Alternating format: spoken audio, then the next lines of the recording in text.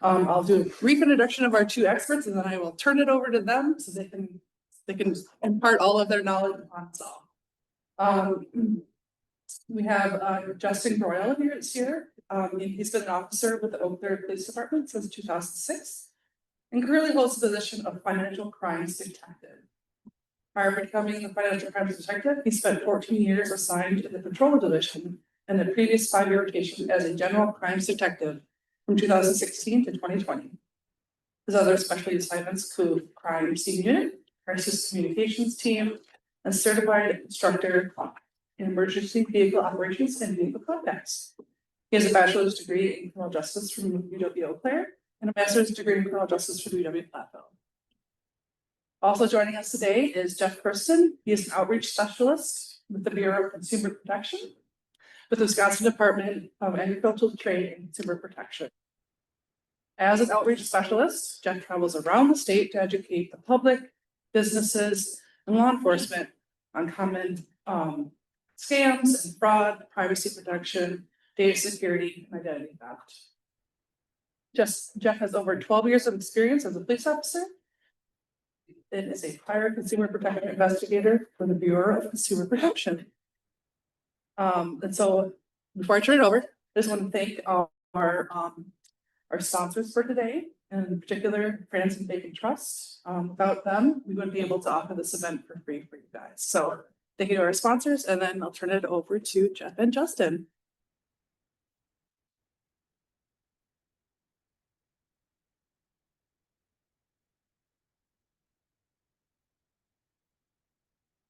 All right, thanks so much. Thanks for joining me today.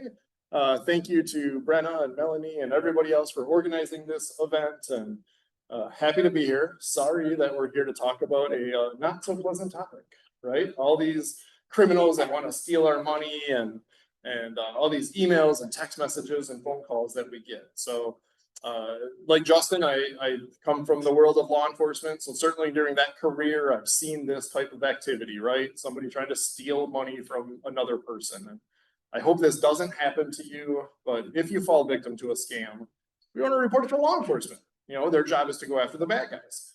But whether they catch the bad guy or not, that victim still has that financial loss, or maybe they've had their identity stolen. That's where we come in at the state. We help people recover stolen identities. Just like law enforcement, we'll also try to get that money back. Now, we're not always successful, and I'll kind of explain why during the presentation, but you know, I think it's worth it to report it to us at the state. If anything, our numbers would be more accurate. Here's some federal numbers for you. These criminals are stealing billions of dollars from us in the US that we know. As you see on the screen as well, not all of this activity is reported. Certainly understand that somebody could be embarrassed or ashamed. They don't want to admit to family and friends that they lost money to a scam. All I can say is if someone doesn't come forward and report it, I mean, there's certainly nothing we can do about those situations. So we urge them to come forward, give us a chance to look into it. Even if we can't get the money back, maybe we learn what new scams are out there, what new twists on those scams are working on folks. I can update presentations like this, and that might help out somebody else in the future not fall victim to that same scam. I put this slide in all of my scam presentations. I think it's just interesting that younger folks at least report being victims of scams. Now, I don't know if that's just higher reporting or actually fall victim at a higher rate. You know, there's a lot to be interpreted there, but I think the takeaway from this slide is all of us need to worry about scams. These criminals don't discriminate. They're not going to go, oh, you're too young, you're too old, you're too rich, you're too poor. I mean, they're just going to try to get as much money as they can out of each individual victim. Now, as we move through life, hopefully we accumulate more money. Well, unfortunately for our seniors, that just means there's more money at risk to some of these scams. I'll share some stories with you this afternoon, this evening. Stories that victims have given me permission to share because they don't want to see somebody else fall victim to that same scam. And some of these stories are in the hundreds of thousands of dollars that folks have lost to some of these scams. You know, this number 1650, this is just an average. How do they scam us? In every which way you could imagine. They email us, they call us, they text us, they pay for ads to pop up on your social media feeds, they Pay for mail to show up in the mailbox. Just because it shows up in paper form doesn't mean you can trust it. They pay for ads to pop up on your computer screens. I mean, they're making money doing this, right? Sometimes they're willing to pay a little money to get that message in front of us. I don't know about you, but I get a lot of text scams. Everybody remember to pay your Illinois tolls? Right? Well, 6 months ago, but look at the reaction. Everybody received that scam text. Came out about the end of February. And I know that because I happened to be on vacation at the end of February. My wife and I went on vacation with 2 friends of ours. And it was a vacation we had to fly to. Well, my wife and I, we flew out of the Madison airport. Yeah, I drove up from Madison today. That's where I'm from. But friends of ours, Joe and Jean, they chose to drive down to Chicago and fly out of O'Hare. And we're on vacation, the 4 of us together in the same Airbnb out of state. And my friend Jean, on day 2 of vacation, wakes up to the text message, the same one we all received. You got to pay your Illinois tolls. But to her, it made sense. 2 days ago, she drove to O'Hare to fly out of of Chicago. And you're on vacation, you don't want to deal with this. Joe, we got to pay our tolls. Click, click, click. She puts her debit card information in. That is the appropriate reaction. Thought she was paying $50 in tolls. That's what the message said, or roughly. And the moment she hit pay, she knew she messed up because she got a notification from online banking of a pending $587 charge. I don't know why they picked $587, but this has nothing to do with paying $50 in tolls. It's criminals stealing payment card info, and now they're going to try to get as much money as they can. And maybe they thought that amount would go through. Now, she was able to contact the bank right away when they opened up and put a stop to it. But picture this. I mean, we're out of state. The debit card is now canceled. All this money she put in the checkbook for vacation is now tied up with this pending transaction. I mean, it just messed up everything. All from clicking a link in the text message that happened to show up at, for her, the worst possible time, 2 days after she drove to Illinois. I can't stress this enough. Don't click links and emails or text messages unless you know for sure that is a real message. You might see things like this on social media. Most of it falls into the too good to be true category. No such thing as sitting at home and filling out surveys and winning $1,000 gift cards. Probably wouldn't have drove up from Madison if I could just do that. I'd be back in Madison. Probably not a good idea to get investing advice from somebody that you're talking to on social media. We're going to talk more about romance scams here in just a little bit. If you're an online shopper, Facebook Marketplace and places like that can be a little bit more risky. Got to be really careful when you pick and choose how you're going to pay for stuff. Just be really careful on social media. There's a lot of fake advertisements out there that are trying to get you to click that link. It'll take you to what looks like a real online retailer. You put your payment card information in, you never get what you buy, and you end up losing money to this stuff. But one of the main ways they scam us is they call us. Everybody sick and tired of scam phone calls? Hopefully everybody knows that you can't trust caller ID. They can make your caller ID say whatever they want. And every one of those manipulations, it's just a trick to get you to answer the phone. Which is why I'm about to say, and I know this sounds really simple, but just don't answer the phone if you don't recognize the number. Just let it go to voicemail. You can always check voicemail later to see if that was legitimate. That works most of the time, but sometimes they get us, right? Sometimes a call comes in when we're expecting something or we just don't look at it close enough. Sometimes we answer. If you answer a scam phone call, it's not the end of the world. As soon as you figure out it's a scam, my suggestion, don't say anything else. Don't push any buttons on your phone. Don't engage with these criminals. Just immediately hang up. You don't have to say another word. It is okay to be rude. Just hang up the phone, walk away, end that conversation. But they're going to try to get you to talk. They might say, can you hear me okay? And before you know it, you just said yes, right? Don't say yes. I think that was kind of going around for the last couple of years. We don't want somebody recording our voice saying yes. I agree with that. But now we've got this artificial intelligence. Have you heard about this AI stuff coming at us? I know what makes me sleep well at night is even the AI experts of the world don't even really know where this technology is going to go. Maybe there'll be some really cool things that come out of AI, but criminals can use it as well. And on the screen are some things they can do with AI that are now really easy to do. They can mimic people's voices. So if you've been following along up till this point, when you're on the receiving end of a phone call, well, you can't trust caller ID. You can't trust what a caller is saying, because obviously a criminal can just lie to you. And now I'm telling you that you can't even trust a phone call when you recognize the voice of a family member or a friend. That's kind of the world we live in. Now, I'm not saying every one of your phone calls from family and friends are fake and you should just hang up. I mean, unless you want to. Well, blame me. But all I can say is this. All of a sudden the conversation turns towards your money. You get talked into doing something with your money. Pump the brakes. That might not be a family member or a friend you're talking to. That could be a criminal using AI. The good guys are using AI as well. There's a bank over in England that trained up an AI bot. She's a grandma. Her name is Daisy. She's extremely computer illiterate. They blasted out her phone number to get it on all these different scammer call lists. And her job is to waste the time of the scammers. So when the scammers call Daisy, she's not very good at following instructions on what they want her to do with her computer. And the last time I checked, her record was 40 plus minutes. She kept somebody on the line. So pretty soon we're gonna have AI scammers calling AI grandmas. And the crazy world we live in.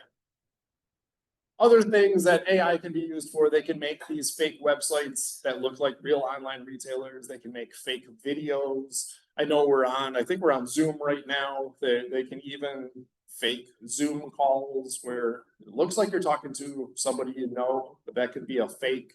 They call it like an avatar that fits right over the top of somebody's face. They can use AI to scour social media and look for all your different posts and then create a scam that is designed to work for you or against you. Kind of crazy where this technology is going. So just it's getting to a point where it's harder to tell what is real and what is fake. All right, let's talk about your money, on how the criminals want to get their hands on your money. There's so many ways they can do it nowadays. You know, I was thinking about this earlier this year. You know, if 20, 30, certainly 40 plus years ago, if somebody wanted to steal money from you, they'd have to pretty much travel right to this area, take it out of your pocket or burglarize your house. But now we can turn our money into this electronic form of money that can be instantaneously transferred around the world.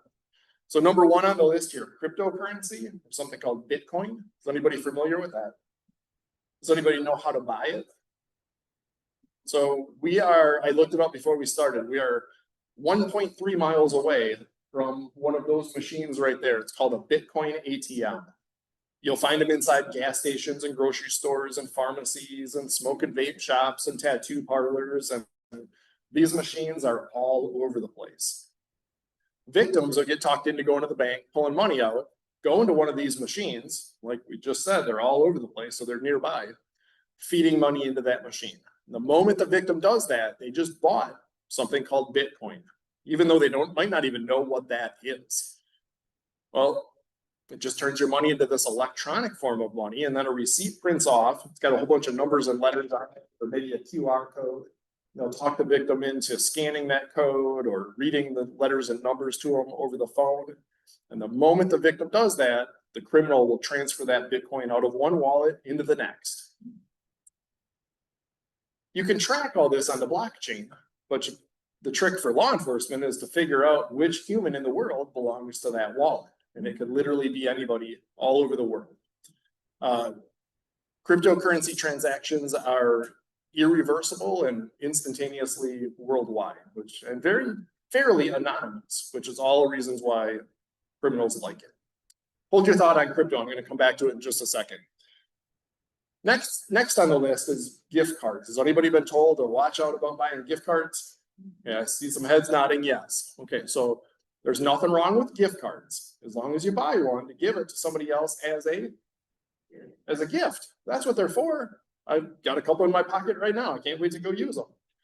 But when a victim gets talked into going to the store and buying a gift card, Well, now that money is just on this plastic card. It's this electronic form of money. And then the victim will get talked into snapping a picture of that card, or texting it or emailing it out, or just reading the account number to somebody over the phone. And then immediately the criminal will transfer the money off that gift card onto a different one, and then a different one, a different one, a different one. And very, very difficult to track that money. It disappears very quickly. Okay, so here's the easiest way, I think, to remember all of this. So everybody in this room is an adult, right? You've done your research and you think cryptocurrency is something you want to buy into. You think it's going to go up in value. Honestly, that's your business. You want to buy a gift card to give to somebody else as a gift? That's your business. Here's what you need to look out for. Don't let someone else tell you what to do with your money. Someone else telling you, go buy gift cards, go buy crypto, do this with your money, transfer it over here. That person most likely is just trying to steal your money. And then they'll still talk people into wiring money and putting in between pages of a book, wrapping that book up in aluminum foil and mailing it out. I will share a story with you in just a couple slides. A lady lost $170,000 through the mail, put it between pages of a magazine, wrapped it in aluminum foil and mailed it out. And then I'm even hearing more and more stories about courier services showing up to the house to pick up gold bars. They will talk victims into buying gold, and then they show up to the front door to pick the gold up in person. Now that is a whole different level of scary. That's I believe, an easy 911 call. That's a personal security issue if someone's knocking on your front door. All right, let's talk about some actual scams you might run into. These criminals will impersonate anyone. Nothing is off limits. Whoever they think they can be to fool a victim into losing money. One of their favorite tactics to scam us is they like to scare us. We as human beings, when we're panicked, upset about a situation, we tend to not make very good decisions in the heat of the moment. And so they create these situations where they can get us all worked up and emotionally charged about a situation. Well, you pretend to be from the government, it's easy to say scary things, right? Like you owe back taxes, and if you don't pay them right now, they're going to send the police to your house and arrest you. Or you've reached your Medicare benefit limit for the year. If you don't do this thing, you're going to lose coverage. Or your social security number has been suspended and you need to somehow take action. Or sometimes they just pretend to be law enforcement to tell you you have a warrant for your arrest. I'm going to go out on a limb and guess that's never a phone call. That's more of a face-to-face conversation. They want to catch you. But panicked about something. I know that seems like a big jump, that you're just going to get this phone call and somebody's going to say something scary, and before you know it, you're driving to the bank and pulling out money, you're buying gift cards or crypto with that money. But it really is that simple. I've seen it where they're just really good at manipulating us. Think of it like this. Have you ever, I think we're more easily manipulated than we care to admit. Have you ever sat in on like a timeshare sales presentation? Right? And you all chuckle because we know what's coming. They said it was going to be an hour. We're going to be trapped here for the guy's going to talk really fast and put a whole bunch of numbers on paper and confuse us. And they're going to use these hard sell techniques. And well, there's a reason why salespeople do that. It works. Sometimes salespeople can make you buy things you don't even really want to buy. And then 2 or 3 days later, somebody goes, oh my goodness, what did I do? Why did I sign that contract? How do I get out of this? Well, when I talk to scam victims, that's almost the exact same thing I hear. 2 or 3 days later, oh my goodness, I can't believe what I got talked into, and how do I fix this? But in the moment, it seems like that is the only way to move forward. Will the government ever call us? I pretty much agree with that. Unless you've initiated contact with them, they won't call you back. If they're trying to get a hold of you, they're going to send you a letter in the mail. That's usually how it works. So anything short of that, just hang up, walk away. You can always reach back out on your own later to try to get a hold of somebody. Utility imposter scams. This is just a simple scam. They'll pretend to be the power company. They'll tell you something scary. You're behind on your bill. And then now your head's spinning a little bit. Wait a minute, I thought I paid last month. And then they say, we've got a crew on the way to your house right now to turn your power off. I need you to pay right now over the phone. I might be able to stop them in time. So this urgent, take action now or something bad's going to happen. That is a big red flag to look out for. Talked to a lady in Trempealeau County that received that phone call. So that's not too far from here. XL Energy, is that kind of the big power company in this area? That's who they pretended to be. You know, that's what they put on her caller ID. And she answered. Of course, they said they were with XL Energy. Crew's on the way to my house. So she walks over to the living room window and looks outside. Guess what happens to be driving down her street? Kind of like my friend getting a text message days after driving to Illinois. There's a power truck driving down her street as she's on the phone with the scammers, just by pure chance. But now put yourself in her shoes just for a second. That's real panic. Oh my goodness, they're here. They're going to turn my power off. You imagine getting that phone call? Well, maybe not today. It's beautiful, but minus 40-degree day or 100-degree day, and all of a sudden you're going to lose power. That's a little scary. And she panicked. She didn't know what to do. Gave her credit card number over the phone and lost $5,000. This has nothing to do with your power bill. This is just criminals getting payment card info, and then they're going to try to get as much money as possible. Just hang up the phone. You can always hang up the phone. I like to think of it like this. What if it was really the power company and you just hung up on them?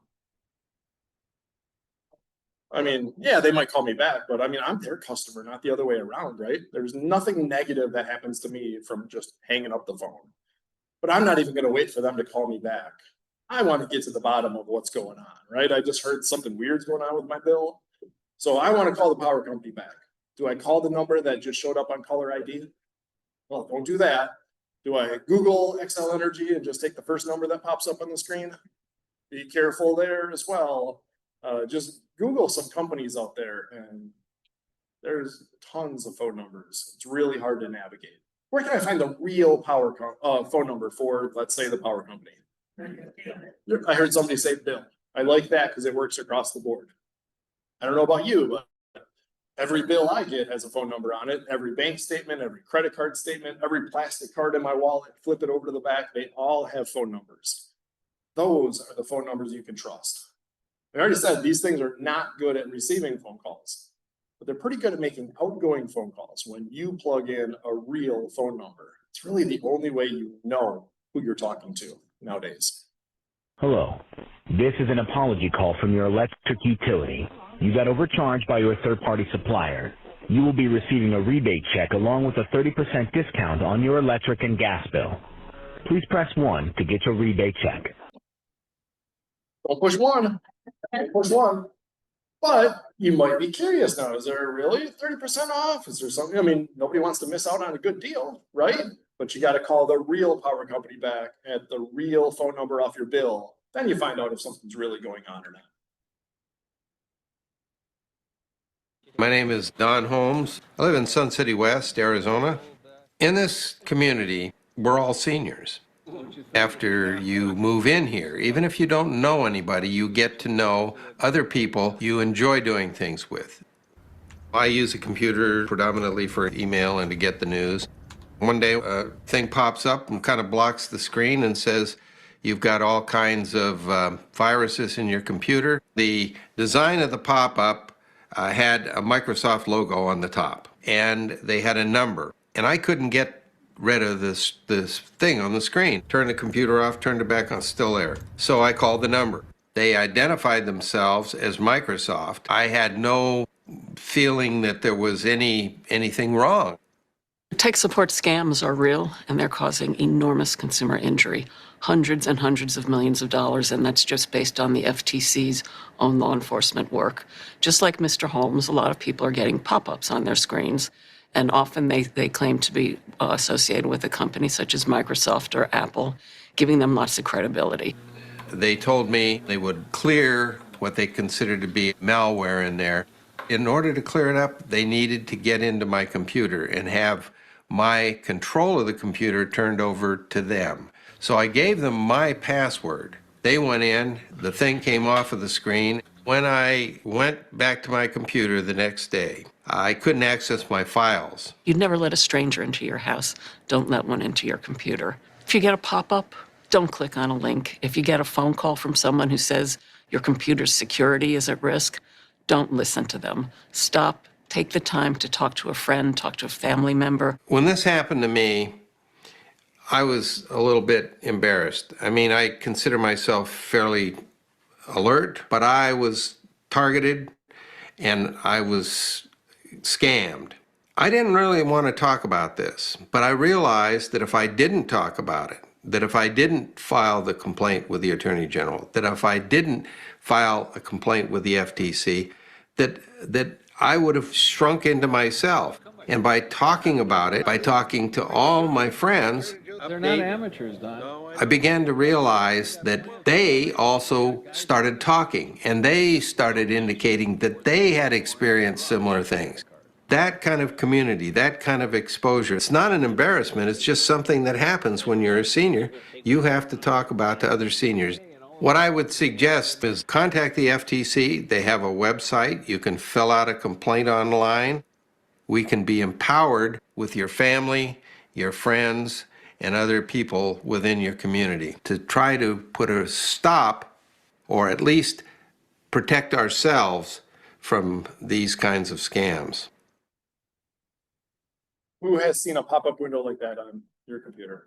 Ooh, lots of you. This is a particularly nasty scam. Just like in the video, they want to get into your computer, and it's really easy for them to do it nowadays. And I know the video said you had to give somebody his password, but now they'll just have you open up a web browser, type some numbers into the address bar, and that's all it takes. And all of a sudden, before you know it, someone else is moving that mouse pointer around on your screen. I really like what they say in the video, that you wouldn't let a stranger into your home. Don't let one in your computer. Because once that criminal, is in there, it's so easy for them to manipulate this situation. I could literally take up the rest of my time just telling you stories about this scam. I have so many stories that of people losing tons of money to this scam. Okay, so if you get one of these pop-up windows, how do you get rid of it? I have talked to victims that they close the laptop, they open it back up later, it's still there. They make it the same size as the screen. You can't see the little, X button up in the corner. You can't get rid of it. Sometimes they turn the volume up on your speakers and it's playing an alarm tone. Control Alt Delete, restart your computer. That usually works. If that doesn't work, here's what always works. Just hold the power button in on your computer for a full 10 seconds. It's called doing a hard reboot. Just hold it in for a full 10 seconds, keep pushing it in, count all the way up to 10 and keep going. Eventually your computer will completely shut down. Walk away, wait a few minutes, come back, hit that power button again. It'll just boot it up fresh and all of this stuff will be gone. That story that I talked about earlier where somebody lost $170,000, this is how it started. She got a pop-up window on her computer, called the number, put in touch with who she thought were the helpful IT people. And they went in and kind of cleared out her computer, supposedly. I don't know exactly what they did. And then somewhere in the process, she gets transferred to federal law enforcement, who is investigating the types of criminals that put viruses on computers. And she was convinced she was working with the FBI, federal law enforcement, and they recruited her to help them catch the bad guys.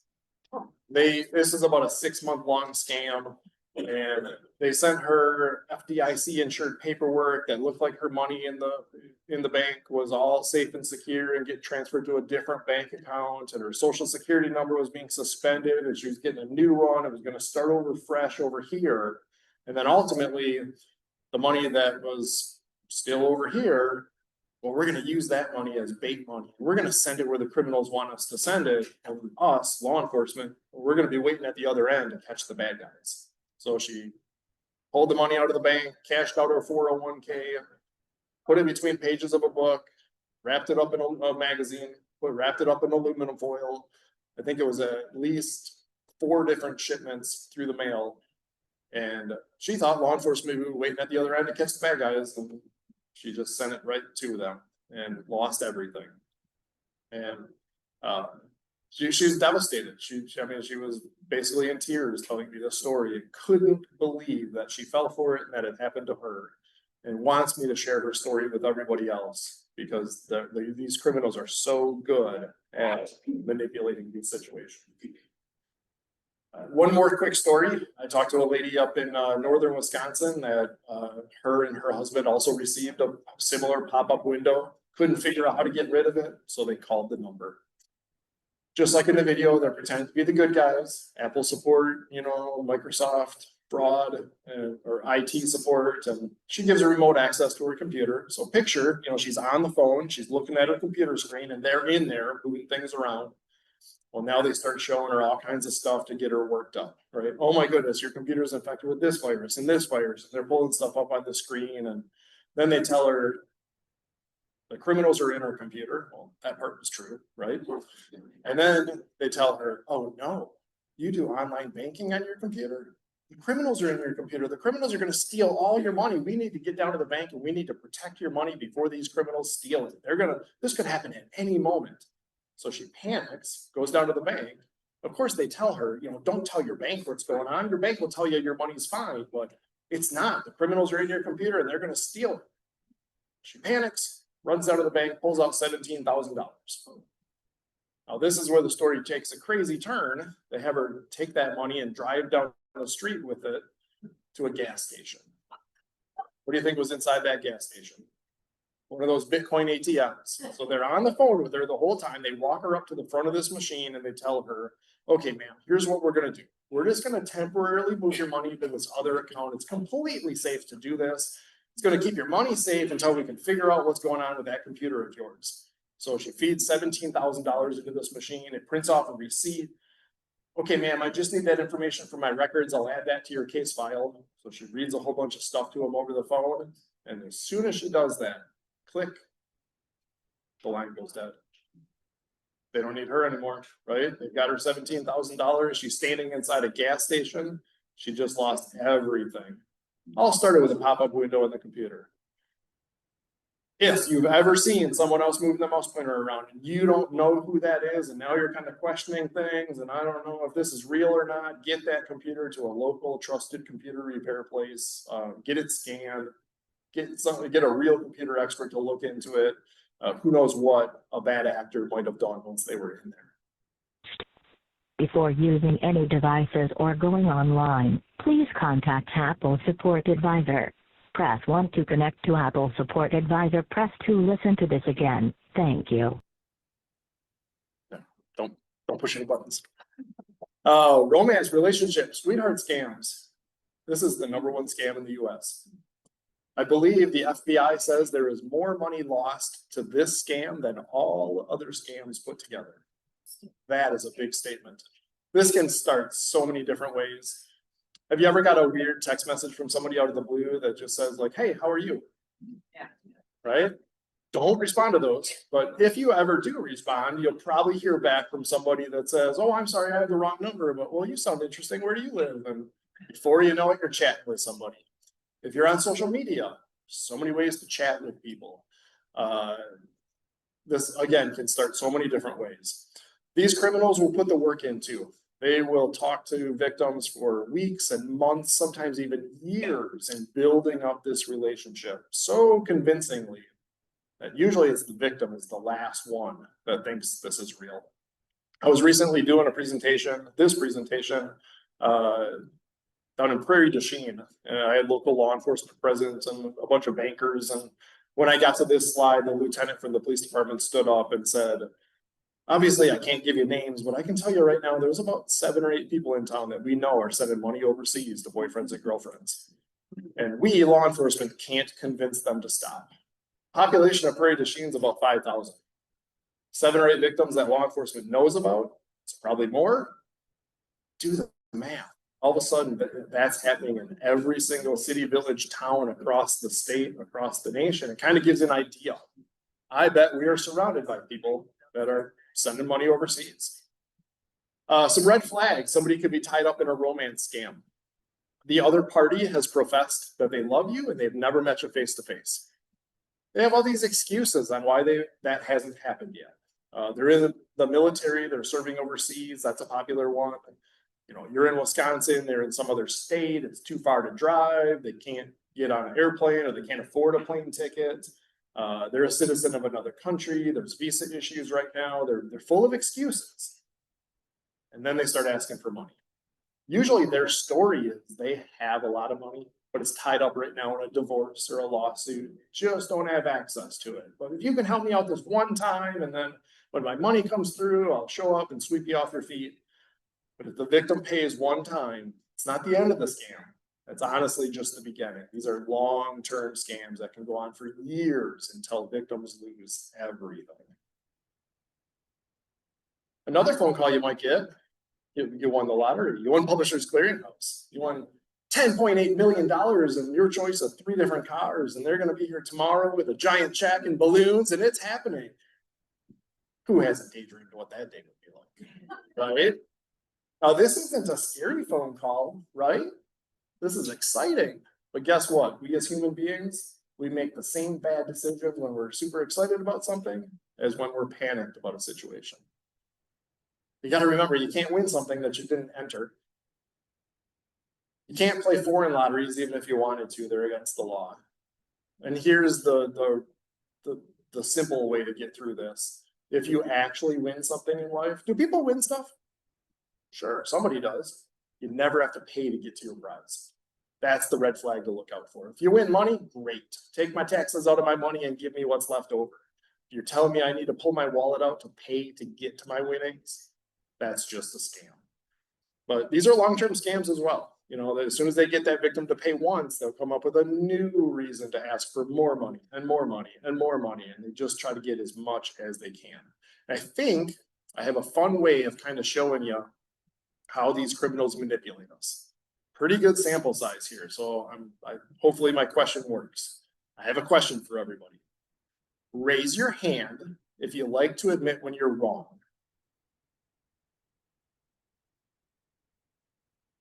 Wow, that worked better than I thought. One hand for 30 people. So I thought I would see 1 or 2 hands. I didn't even get a delayed reaction. Sometimes about 5 seconds after, you know, a hand will sneak up. Nothing. So you are like every other Wisconsinite I've ever talked to. Okay, so here's why I asked you that funny little question. Put yourself in the shoes of the victim. You just sent a little money because you thought you won something, and now all of a sudden they're asking for more money, or you've been chatting with somebody online and they needed help and you sent them a little money. Now all of a sudden they're asking for more money. In order to not send in payment number 2, you kind of have to look at yourself in the mirror, admit you're wrong, you got scammed, you lost $150, and just stop and cut your losses. But that's kind of uncomfortable, right? I mean, even if we can admit we're wrong, we don't like to. I know it sounds weird, but it's easy to hold on to that sliver of hope that this next payment will clear everything up and you were actually right to begin with, but it won't. And then the next one, and the next one, and the next one. And if someone had trouble walking away when they only lost $150, how do they walk away when they've lost 1,000, 10,000, 100,000? It becomes harder and harder for victims to walk away. They almost get financially invested in some of these scams. I know of 2 couples in the state of Wisconsin that both are tied up in lottery scams. About 5 years each. The last time, both couples, the first payment was $150 each. Totally separate from each other. The last time I got an update from the sheriff, one couple has lost $88,000 and the other is $106,000. And they can't convince the people to stop sending money.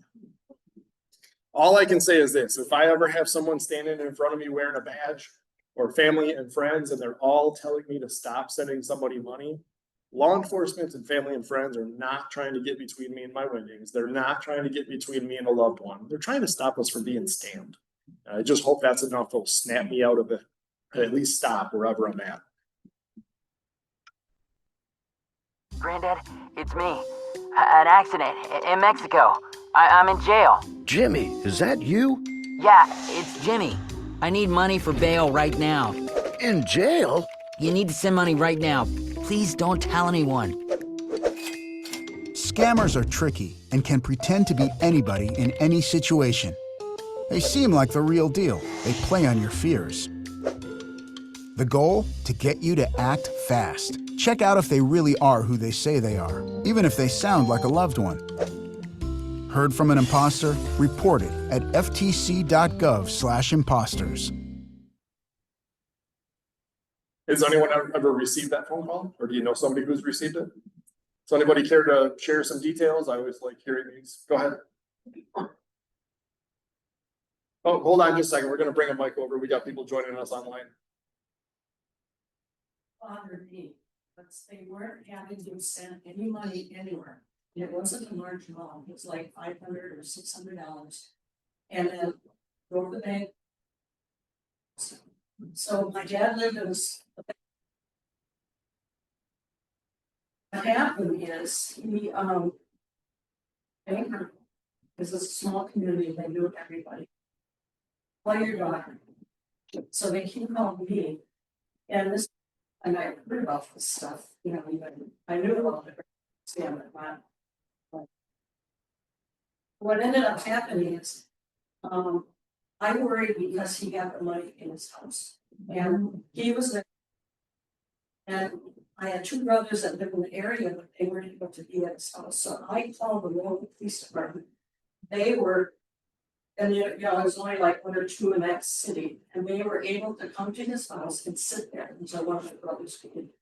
Oh, that's wonderful. And then they did watch that house for 2 days.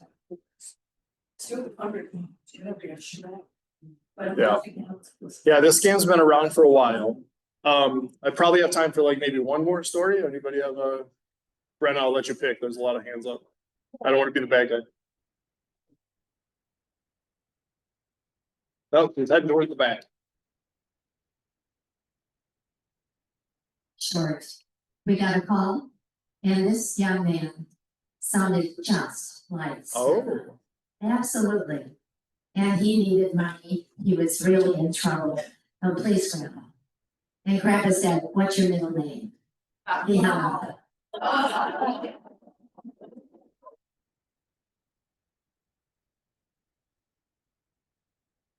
Yeah, this is a scam that's been around for a while, but it's, I mean, it's another, you know, nasty scam because they're picking on our families. And here's the problem with the grandparent scam. If you don't mind me asking, raise your hand if you have grandchildren or nieces or nephews, younger family members, right? That's probably most of us, right? Or maybe you're in the audience, you are that younger family member. Do sometimes our younger family members not make the best decisions in life? I get it. I used to be a police officer. I was at the other end of some of these phone calls get made at 2:30 in the morning when real people were calling because they needed help. Real people get arrested, get involved in car crashes, bad things happen. That's the problem with this scam. None of us want to knowingly hang up on a real family member that's in distress. So how do you get to the bottom of this? The first story that we heard, they didn't know the name of the grandchild. They ended up tricking him into saying the name Brian. And, you know, that's the easier scam to get to the bottom of. You know, the criminals didn't do their homework. But now with artificial intelligence and the ability and social media, they can find a lot of information. So there's another version of the scam that's much scarier, and it kind of looks like this. Let's just say, for conversation purposes, you have a 16-year-old granddaughter or a 16-year-old niece. I don't know if you're on social media, but I bet she is. And she just got her driver's license and she just got her first car. Guarantee she took a picture of it and it's all over Instagram. And I don't know, maybe you are on Facebook and, you know, 3 months ago, she wished you a happy birthday on Facebook, but she didn't call you auntie or grandma. She had called you that special little nickname that she has for you. And I don't know, 6 months ago, she posted a fun little video on TikTok because who hasn't done that? Those 3 things by themselves don't seem like a whole lot, but that's a ton of info. If a criminal sees that, they now know her name, her relationship to you, her approximate age, what kind of car she drives, that special nickname that she calls you. They use AI to steal her voice and now they call you up and it's her. You recognize her voice and she is crying on the phone. She just smacked up her new car. She's in so much trouble and don't tell mom and dad what's going on and I need help. That's a scary phone call. You recognize the voice, like the second story. It sounded just like the family member. That's a tough one to just hang up on, right? So how do you get to the bottom of this? You have to ask lots of questions, like maybe, what's your middle name? That seemed to work. But ask lots of questions that only the real family member would know the answer to. You have to make your own phone calls. Call the family member back at a real phone number that you already have for them in your phone. Call the parents of the family member back, again, at the phone number you already have for them in your phone. You very well might find out that family member is just fine. And what we recommend is set up a family password. Just the next time you're together with the family, come up with a secret password, something easy to remember. Keep it secret, don't post it on Facebook. And if you ever get just for a second, you think it's real, well, you can ask for the family password. Your real family member will know the answer. And if you say, what's the family password? And you're talking to a criminal, what's the next thing you're gonna hear? Click, right? So here's my pro tip for you. If you get this phone call later this evening, ask for the family password. Criminal doesn't know that you haven't set one up yet. If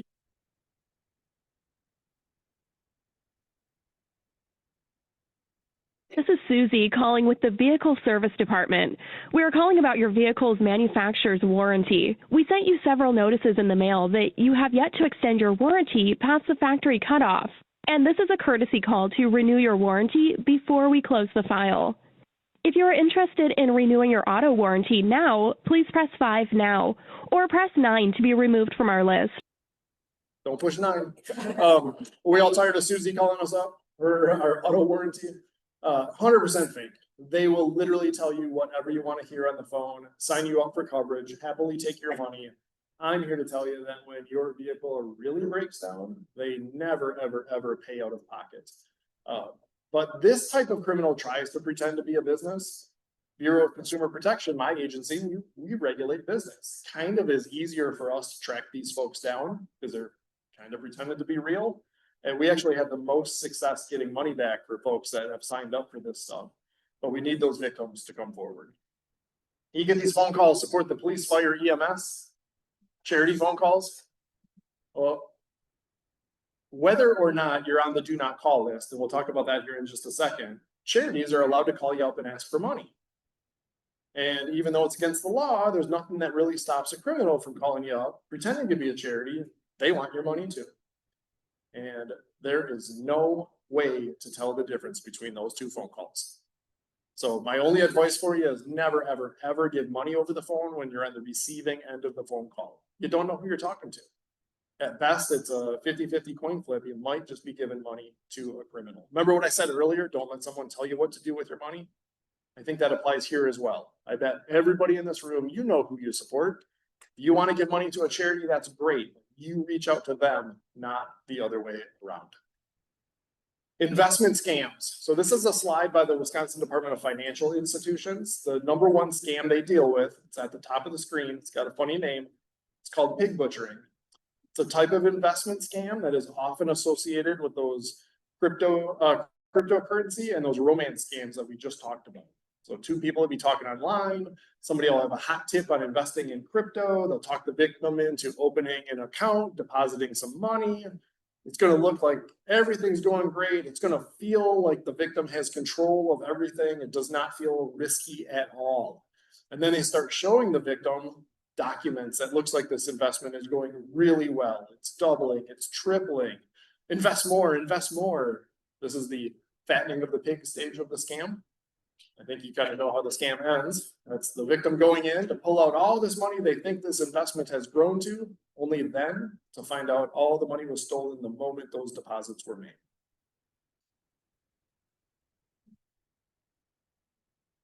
Probably not a good idea to get investing advice from somebody you're talking to on social media. Just an idea here of crypto being used in scams. Really kind of took off in 2021. I am not here to say that cryptocurrency is a scam, but unless you really do your homework and you really know what you're doing, I would suggest staying away from it. I've talked to people that have made money. I've talked to people that have lost money. It's a very, very volatile. I just bring it up in a scam presentation because I know criminals like it. It's a preferred method of payment. I recently talked to a financial crimes investigator, just like Justin, at the Dodge County Sheriff's Department, just within the last couple of months. And he has successfully tracked down about $5,000 worth of Bitcoin that somebody lost in the Dodge County area and is getting it back for the victim, which is great. Success story, right? In the meantime, since the victim has lost this money, Bitcoin has gone up in value. The victim's actually going to make money on the deal. Well, don't put that on Justin's shoulders, but law enforcement is getting better and better every day at dealing with this. All right, just to recap here, how to avoid being scammed. Remember, the federal government won't call you. They'll send you a letter in the mail. Urgent, take action now, something bad's gonna happen, a big red flag to look out for. I really like number 3. Don't trust somebody that wants you to lie. Somebody is telling you to lie to the bank about why you're pulling out money, lie to your family about what's going on, keep something a secret. Shh, don't tell your family you won the lottery, you don't wanna ruin the surprise. Whoever wants you to lie, that is the person to not trust in this scenario. Don't trust an online romance that you are talking to that you haven't met in person. You can't even trust video calls. Those pig butchering scams that we just talked about, there are well-organized or well-run organizations overseas that this is the scam they do. Call centers, basically, and they hire models, men and women, to make video phone calls to victims. That actor's job is to tell you everything you want to hear, keep investing money, things are going great. You're talking to a real person on a video call, and that could just also be part of the scam. Never give remote access to your computer. You never have to pay to claim a prize. Don't click links in emails or text messages like my friend paying the tolls. We just talked about charities and investing. AI can be used to augment all of these scams, and do your research, find the real phone numbers, and you be the one to reach out to the businesses. What's being done about this stuff? There is a few things. Have you noticed your phone will tell you when it's a scam? So whenever you see those messages, believe it. Just let that call go to voicemail, ignore it. You can always check voicemail later. You can sign up for the do not call list. Now, this is not going to stop the bad guys. This is for telemarketing. This will stop businesses, real businesses, from calling you up and selling you something. Here's why I like to be on the do not call list. Here comes an incoming phone call. I don't recognize that number. Well, I'm on the do not call list, so I know that's not a real business calling me up, so it's probably just a scammer. It kind of makes it easier to ignore those unknown numbers. If you're not on the do not call list, well, you're going to get real phone calls from businesses and you're going to get scam phone calls, and they're all going to be mixed together, and it's just harder to tell those things apart. The FTC says call up your phone company, complain about scam phone calls. Many of them have blockers they can put in place on your line. They don't tend to put those things in place and stop phone calls until you call up and complain. So that's something you can try. This is pretty effective, but hear me out. So if you have a smartphone, so Android or iPhone, it works on all of them. You can go into your phone and you can turn on something that will block or silence unknown callers. So basically what this means is if somebody tries to call you from a phone number you don't already have in your address book, your phone probably won't even ring. It'll automatically dump that call to voicemail. Again, you can always check voicemail later. But life happens, right? What happens when you're waiting for that important phone call from an employer or a doctor's office or who knows who? If you don't have that number programmed in your phone, you might miss that real call. So when you're waiting for something important, sometimes people like to turn this off, but when you're not waiting for something, you can turn it back on and then your phone will ring less often. I'm sorry? Yeah, you're not gonna like, it'll just dump the call to voicemail. So if they leave you a message, you'll still get the message. Yeah. And when you ignore the unknown calls and they don't even leave you a message, well, you can even feel better that there was nothing legitimate about that phone call. All right, I hope nobody here gets victimized. I hope your friends and family and loved ones don't get victimized, but if money is lost, time is of the essence to get that money back or stop it from leaving accounts. So depending on how money was lost, some things need to happen very quickly.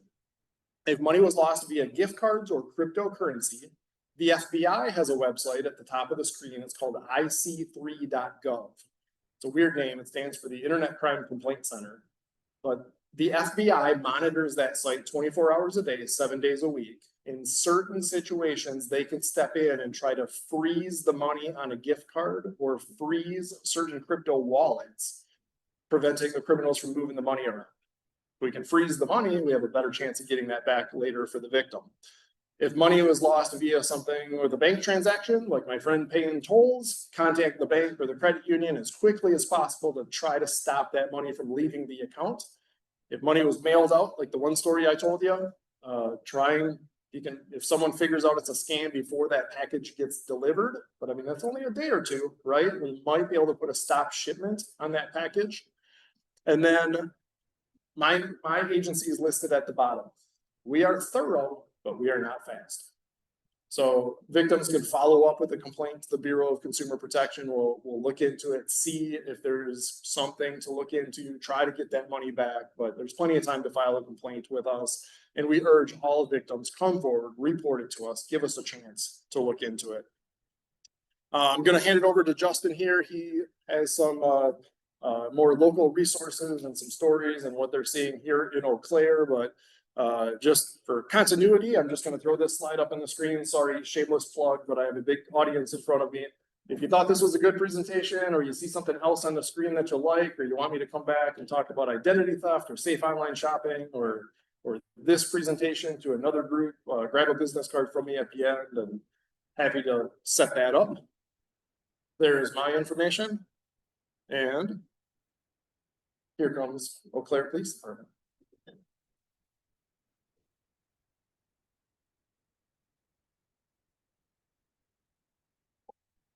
Perfect. Yeah. So, a lot of the stuff that Jeff talked about is what I would echo on in a separate presentation. I want to bring something here for you, what we see locally. Like I said, I'm a financial crimes detective at the Eau Claire Police Department. If you live in the city of Eau Claire and you fall victim to an online scam, any sort of financial crime, the case is going to get sent to me because I'm the only one that does it. So if you have questions, I think at the very end, I have a slide that has my contact information. Take a picture of that. Feel free to reach out to me at any time. I give you all business cards, but city government, we're strapped on resources, so I don't have any business cards. So what kind of scams are we seeing in Eau Claire? All of them. Every single one that we talked about, that Jeff talked about today, I've seen in Eau Claire, and I've seen in Eau Claire this year.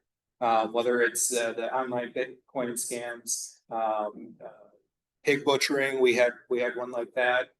We have couriers that will come to your house. It's had the re-shipper schemes. We had one case earlier this year, and the person thought they had legitimately been hired by an online company. They were getting packages sent to their house. Their job was to inventory those packages. They would have a new label, put the label on the package, and then send it out. It basically thought they were working with a manufacturer. What they were was the middleman. Scammers would steal online credit cards, would steal banking information, make online purchases, have everything sent to that person's house because the scammer doesn't want to give their information. They don't want to be tracked back. All the merchandise goes to that residence. They slap the sticker on, it goes somewhere else to another person. They slap another one on, and then it goes off to overseas. These items get sold then on the black market or online or on marketplaces for pennies on the dollar. People think they're getting good deals. Really, the scammers are just making a couple of dollars off of fraudulent purchase. So every single type of scam that you'll see that we talked about earlier today, we see in Eau Claire, and we see frequently.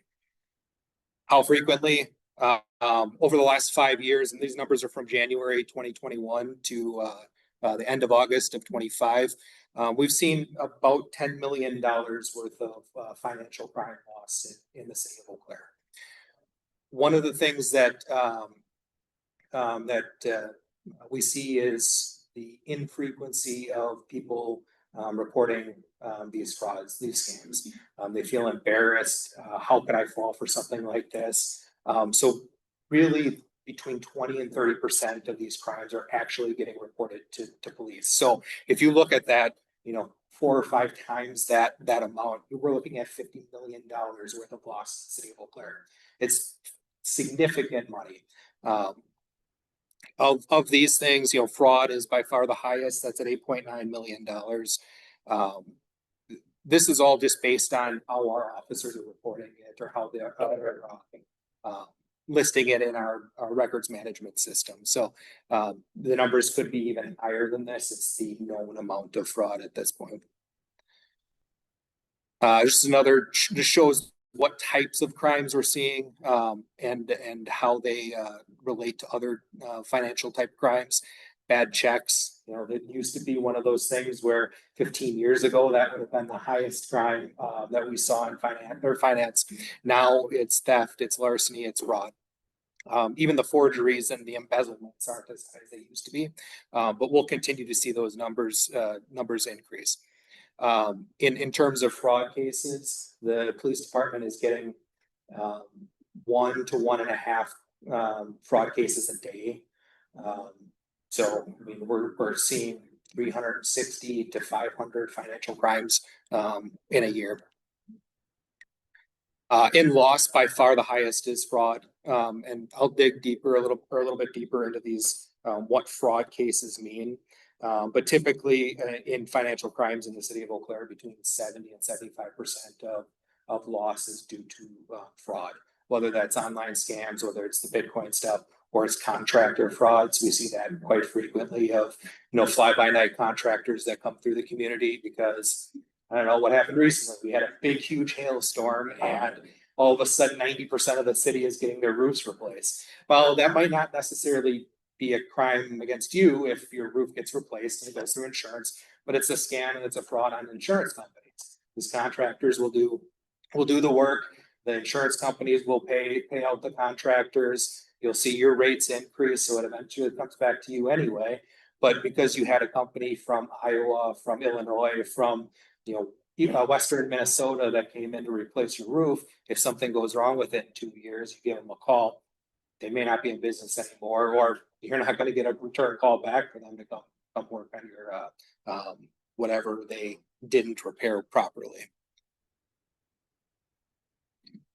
By fraud type or by financial loss type, scam, swindle, confidence, and wire fraud are by far the greatest. Those are all of the scams that you're going to see, or somehow computer aided financial crime.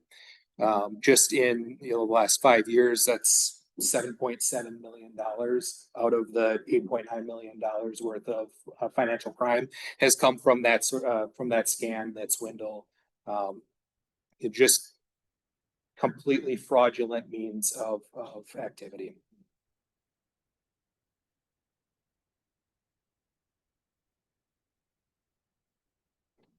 This again, just showing by type. If you look at 5 years ago, the scams, we had 119 reported scams in the city of Eau Claire 5 years ago. Right now through August, we have 96. That's, on pace to even top the 161 that we saw last year. So, these scams, these frauds are just continuing to grow. It's what I deal with on a regular basis. Yeah. I'm sorry, I thought you had a question. So the scam, swindle, confidence, all of that is what we're seeing, and it's all of those fraudulent activities that we talk about. Yeah. Your chart here suggests that welfare has really very little crime. Is that correct? That yes and no. So a lot of the welfare type of fraud cases, if they get reported to us, we typically won't investigate those. We turn those over to state agencies that would investigate it. So the two that are there was likely something tied into another state investigation that we worked or we helped out with.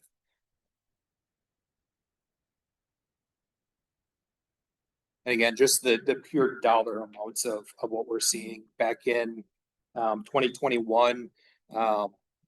Their total, and so the scam, swindle, confidence, you'll see the one third from the right. and the wire, those are all about the same. It depends on how the officer ends up coding it in our record management system. But you can look at both of those as either scams or computer related crimes. Anytime that money or fraudulent activity is used with a computer device.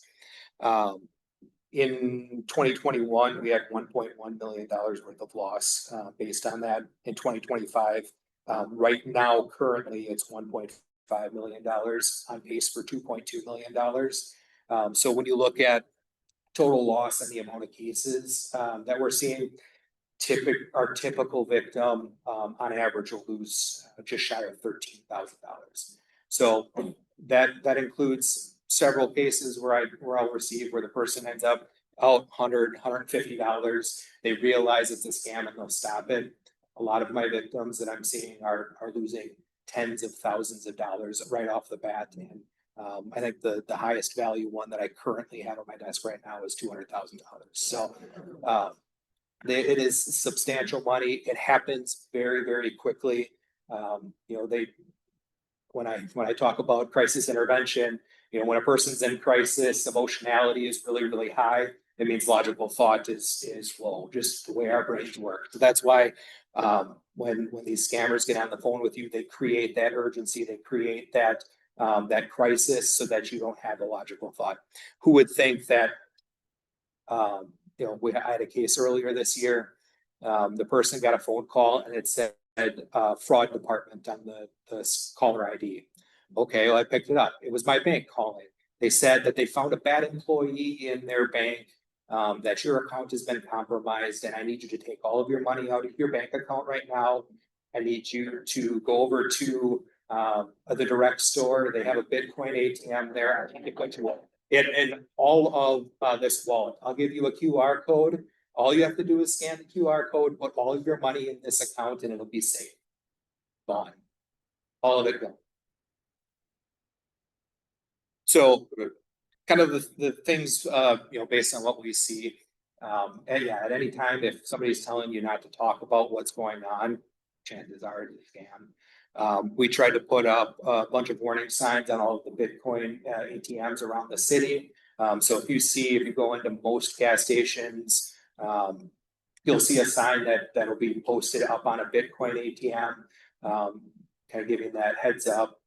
If you see these 5 things, that's chances are you're involved in a scam.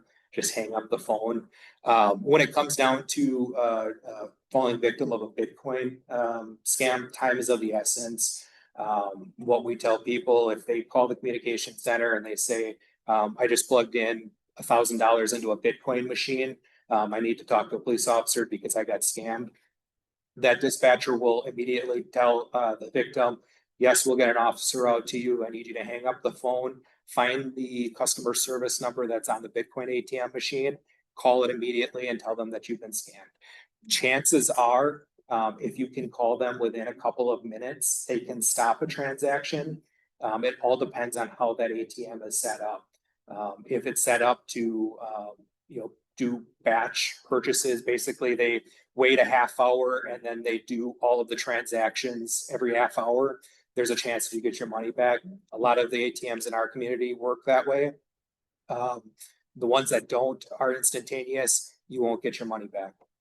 By the time law enforcement gets involved and we're able to track the money, chances are it's been moved to 14 different wallets and it's been withdrawn in a country that that we don't have an extradition cooperation with. So try to call that customer service number right away.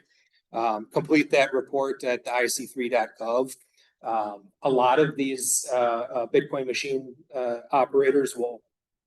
So when you plug in $1,000 worth of currency into an ATM or the Bitcoin ATM, you're not actually purchasing $1,000 worth of Bitcoin. You're really only purchasing between $600 and $700 worth of Bitcoin, and then the rest of it's going to servicing fees to the ATM owners. So when you have this transaction, ic3.gov, they can help you in recouping that service transaction fee. So at least you're getting some of the money back. And I've had good success with with local victims recouping some of that money. So that's really important to get that done. I can call until I'm blue in the face, but whenever the federal government and federal law enforcement call these companies, there's a little bit more teeth involved in that. And so if you have a monetary loss, call police, report it right away, do what we can, or we'll do what we can to get the money back to you. It's really difficult.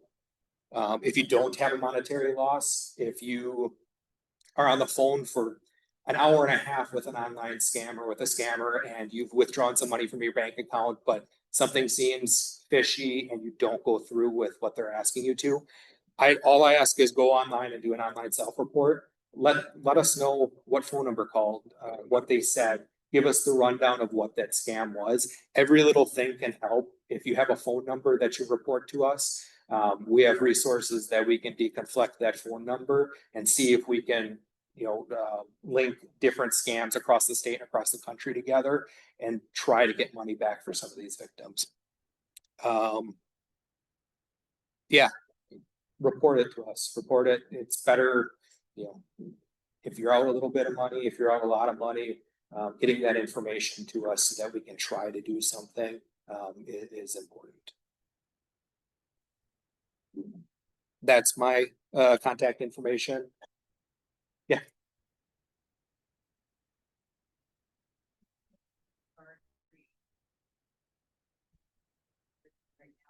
Not a great thing, but what support are the schools in that age group of our community and extend this? Yes, so that's a really great question. And our sheriff's office and yeah, so in essence, what sort of programming is available in the schools to help our youth who are immersed in social media and immersed in the technology? What sort of programs are available for them to teach them this? And our sheriff's office and our sensitive crimes detectives, basically the ones that deal with child-related crimes, partner with the school district on what's called a vigilant parenting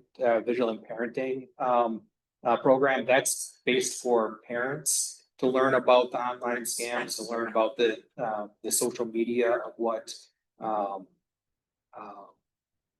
what kids are getting involved with and how we can be more vigilant in monitoring their stuff. They also go into the schools and present to the kids on this. So it's a lot of that cybersecurity, safety with the children as well. Part of that, right? Yeah. There's the resistance from the children, like you brought me on this lockdown and everybody they want this, right? So it is a lot on the parents to say this is what it is, but they'll pull the heartstrings, right? Yep. And then if they do get themselves and they navigate around something or someone showed them how to navigate around a that there's a organization that is speaking to them to not be afraid, to not take all these dangerous actions to try and not be in trouble with their parent, or they're going to get just as the parent was not before. Gosh, what did I do? And I don't want to go home because I can't listen. Yeah, right? Absolutely. Yeah, and I'm not aware of I know the school district does some of that. I think the vigilant parenting thing teaches, or at least impresses upon the parents that they need to be active in their kids online activities, and just allow them or let them know that these things are going to happen. These things may happen to you. You need to talk to an adult and a trusted adult right away when it does happen, because you're not going to be able to dig yourself out of this. And as parents, we have to be there and support. And even if it's, you have bullheaded kids that don't want to talk to their parents about this, have them at least know or be aware of an adult that's trusted that they can go to talk to. And I think a lot of that is brought up in that vigilant parenting class too. So yeah, it's the youth that are dealing with this, and they just had a presentation out at the Country Jam grounds last weekend. Because the topic of sextortion is really, really big with kids right now. It's, everybody's using the social media and, sending pictures to their friends. Scammers are social engineering profiles to befriend your kids and get them to send pictures that maybe they necessarily wouldn't, because they have that. It's basically a romance scheme for kids. And then they turn it around and say, okay, I've got this picture of you. You're going to pay me $100, or I'm sending this to all of your friends. I'm sending this to your parents. And it spirals youth much quicker than it would adults, because they don't have the cognitive ability to deal with such a stressful situation. We see that in this community too. So I wanted to jump in as well. So we're working with the Department of Public Instruction to get some of this into the schools. We're launching it on our website, our scans and identity theft and all that, and then instructor guides for the teachers to be able to present this in the schools. And then I also go out to the schools, but it's hard for me to hit all of them. But this works really nice in like a personal finance class that every high school is required to have. So I in fact, next week I'll be at the Deerfield High School down by Madison talking about scams. And then we call it BCP for young adults, Bureau of Consumer Protection. So a little bit about landlord tenant law, a little bit about motor vehicle repair shops and signing those types of contracts, and then identity theft and scams. And of all the things that you're going to need to know about as you move into adulthood.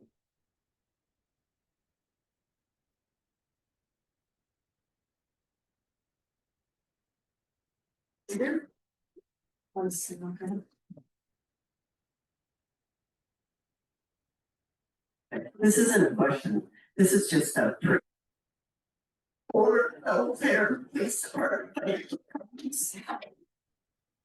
14. And Tess, you're here, so you remember. Someone had filed my tax return with my social security. And I tell you, but I went, I got a brochure from all the steps. I went to the financial crimes guy. I don't know. Very helpful. He gave me all these steps. I literally took 2.5 days off work to do everything file the IC3, FTC, Wisconsin, blah, blah, blah. Then what was interesting was I decided I'm going to go work for H&R Block. Somebody's going to steal my clothes. But after that, it happened to other early women at UW Eau Claire, where I worked, and they came to me because I talked about it and they knew I'd experienced it and wanted to know what to do. So then I gave them, oh my God, yeah, and they said, you gotta do it. And I froze everything, and then I continually checked. My greatest fear was I just took that, so this past year, so they didn't, because the financial crimes guy do as much as you can. Now, of course, when I had to buy a new car, or I didn't open up new credit. Yeah.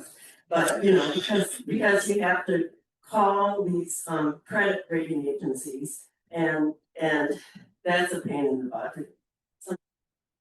All day through them, because I cannot do anything online.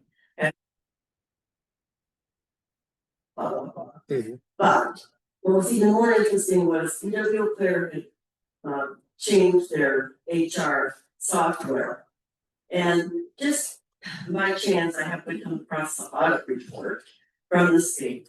And at that time, they had put that one of the inconsistencies or whatever was that the contractor that they had used hired people who had not had background checks.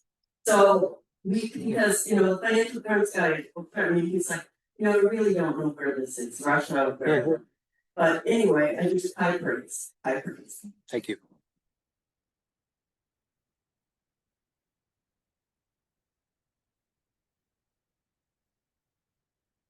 Exactly know how to put this in context, but especially in these political times, I'm sure everyone is getting text messages from every so-called politician with the automatic spots to contribute $500, $1,000 to a campaign. To me, this is just right with potential fraud, because I don't care if their picture is up there. AI generated from some politicians could be a legitimate picture.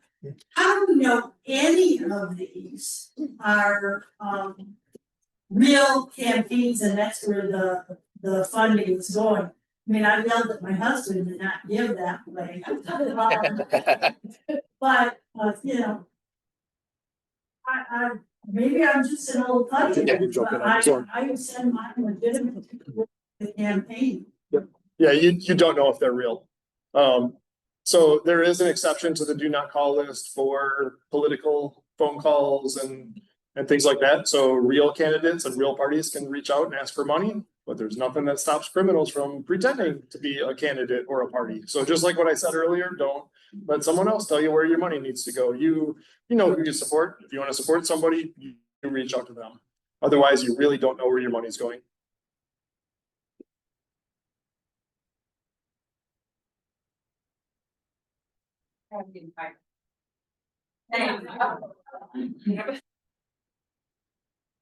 So in Eau Claire, Chippewa Valley, if we do have a software problem, because I got one of those and it froze it, and it was like, don't shut down your computer, you're gonna lose everything. I'm on with my IT, I'm just sitting there frozen. What knows? If you have problems with your system, who are the vetted ones within our community that we should take our advices to? Are there ones that you recommend? Or does that make sense? Yeah, typically, there are a couple of different things that you can do. Some of those bigger businesses in the area will typically be able to help you out. Otherwise, if you contact the manufacturer of your product. That's where I was like, I'm not gonna call this number. I'm not gonna call anybody, I'm going to take this somewhere. Yep. Right.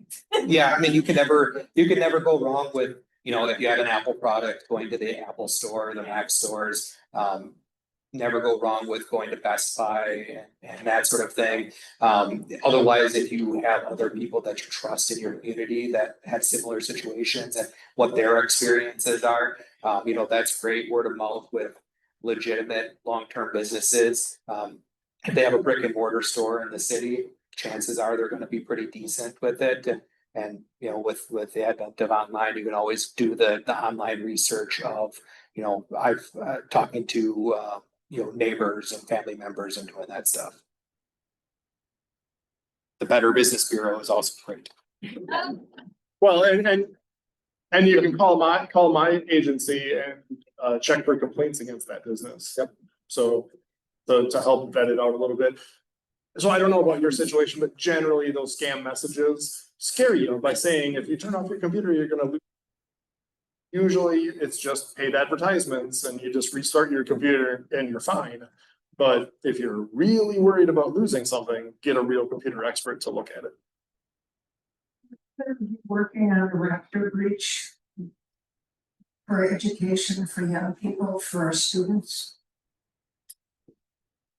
I didn't catch the first part.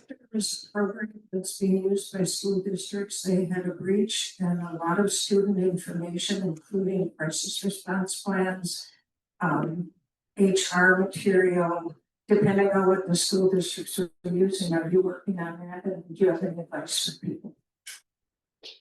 Generally, the advice during data breaches is freeze your credit. There's thousands of data breaches every year. We've all received that letter in the mail, unfortunately. So yeah, usually the advice, depending on what information was breached, if it was name, date of birth, SS number, you freeze your credit. If it's bank account information, credit card, debit card number, change those cards, change accounts, things like that. But When it's healthcare or school district and there's more specialized information that gets breached out, criminals can use that to create special scams to target those individuals, more of those spear phishing type, social engineering type scams. You have time for one more question?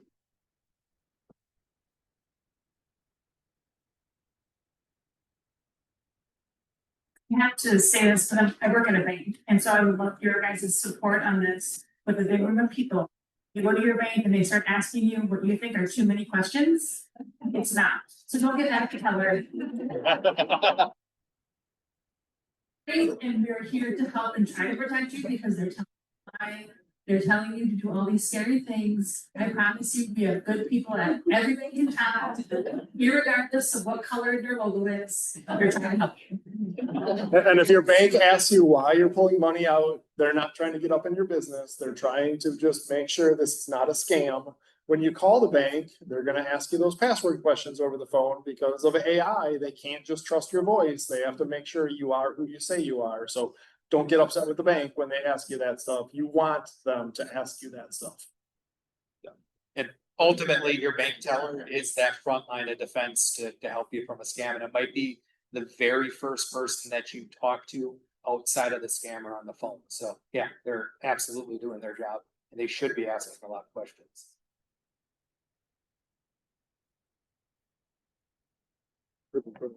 Just want to say thank you to Jeff and Justin. There's plenty of food left over, so if you guys are still hungry, please grab some and stick around and chat.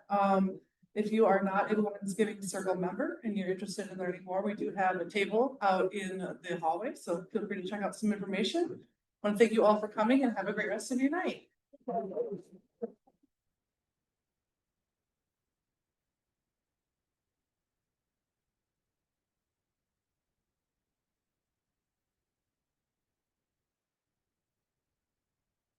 I looked down. That was perfect. After I got done.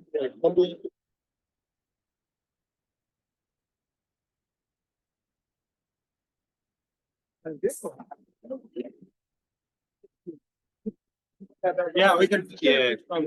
Hold the girl down there.